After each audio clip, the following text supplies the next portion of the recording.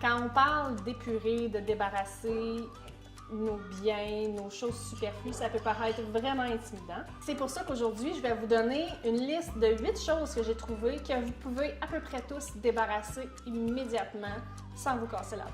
La première, c'est vos manuels d'instruction. À moins que vous ayez un manuel d'instruction que vous utilisez vraiment fréquemment, je suis à peu près sûre que vous avez une panoplie de manuels d'instruction que vous gardez au cas où, mais que vous n'avez jamais utilisé ou à peu près pas. En réalité, de nos jours, c'est hyper facile d'aller consulter un manuel d'instruction sur Internet. Donc, je vous suggère fortement de prendre tout ça, de mettre ça au recyclage et de libérer un tiroir ou tout l'espace que ça peut prendre d'avoir des tonnes de manuels pour tout ce qu'on a acheté, même les choses qu'on a pu dans la vie. La deuxième chose que je vais vous proposer, ce sont les câbles en trop. On se mentira pas, là. On achète une télévision, on a un câble HDMI qui vient avec, on a une nouvelle, peu importe, là. Vous savez comme moi, on s'achète quelque chose d'électronique, on a le câble qui vient avec. Puis, flash news, c'est pas parce que vous avez un câble qui venait avec votre iPod que c'est absolument celui-là qui doit être utilisé avec votre iPod. Si vous avez 2 iPods, vous pouvez utiliser un fil qui est le même pour les 2 iPods. Ce que je vous suggère de faire, c'est de sortir tous vos fils. Regardez combien de fils HDMI vous avez, regardez combien de fils mini USB, USB que vous avez.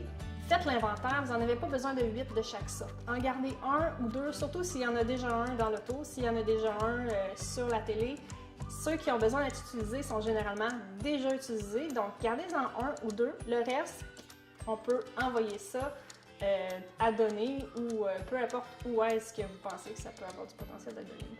Troisièmement, je pense qu'on est tous coupables, peut-être moins un pharmacien, mais nos médicaments périmés. Je pense qu'on a à peu près tous des médicaments périmés. Et ce n'est pas pertinent de les garder, on va se le dire, ça peut même être dangereux. Donc, ouvrez votre armoire, on regarde les dates, on fait le ménage là-dedans, puis on envoie chez le pharmacien nos médicaments qui sont périmés. Dans la même ordre d'idée, les maquillages qui sont périmés. Si vous êtes quelqu'un comme moi, j'ai à peu près une tonne de maquillage que j'utilise jamais, puis il y en a que ça fait tellement longtemps que je les ai que si je suis pour le réutiliser, je vais aller m'en acheter un autre parce qu'il est trop vieux. On s'entend qu'il n'y a pas de pertinence à garder ce matériel-là.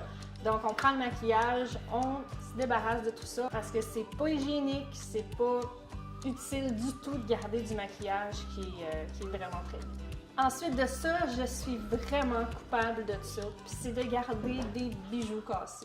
J'attache tellement des émotions par rapport à certains de mes bijoux que quand il y en a un qui est cassé, je me dis que je vais le réparer, comme si j'étais capable de réparer des bijoux.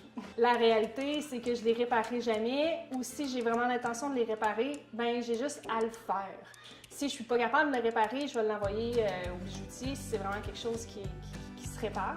Mais sinon, il faudrait arrêter de se mentir à soi-même puis jeter les bijoux qui sont cassés. Ensuite de ça, les vêtements qui ne vous font pas. Soit qu'on est tous coupables ou qu'on a déjà été coupables d'avoir des vêtements qui ne nous font pas. On va commencer par ceux qui sont trop grands. OK, il y a une exception à ça, puis si jamais si on parle de linge de grossesse et vous avez l'intention de retomber enceinte, OK, on va faire une exception avec ça. Mais le linge trop grand, vous pouvez le faire raccommoder si c'est vraiment du linge que vous tenez, mais faites-le à la place de le garder là pour qu'un jour il vous fasse, mais je pense que la majorité des gens n'ont pas l'intention de rentrer dans leur linge plus grand.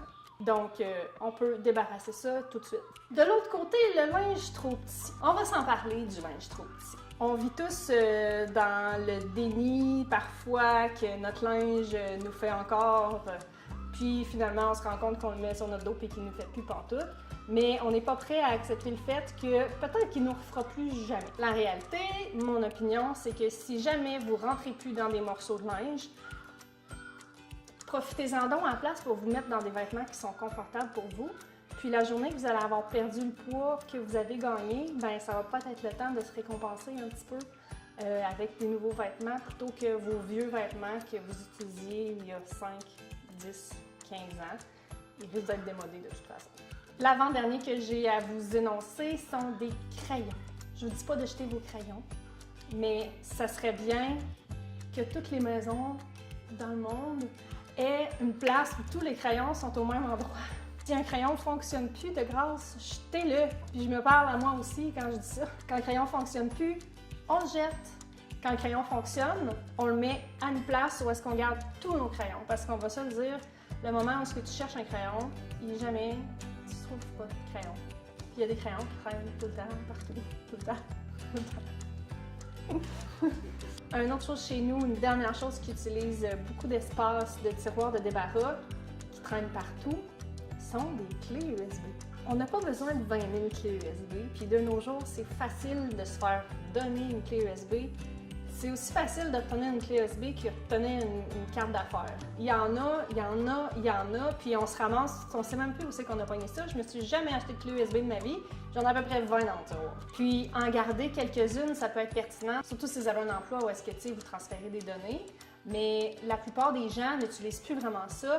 La capacité d'une clé USB n'est plus tellement grande qu'on ne peut plus garder énormément de stock là-dessus. On peut transférer facilement, mais c'est plus, c'est pas comme un disque dur externe où est-ce qu'on va pouvoir facilement loger du stock qu'on veut garder. La clé USB est rendue vraiment trop petite pour ça. Donc, ça ne sert plus à grand-chose d'avoir 20 clés USB.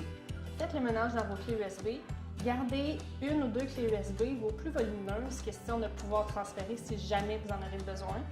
Mais le reste, on s'entend qu'en général, ça peut débarrasser. Donc, c'était la liste des 8 items que je pense qu'on peut pas mal tous débarrasser sans vraiment y penser dans nos maisons. Laissez-moi en commentaire si jamais vous avez d'autres suggestions pour moi, parce que moi, c'est à ça que j'ai pensé. C'est sûr et certain que j'en ai oublié. On se revoit la prochaine fois. Bye!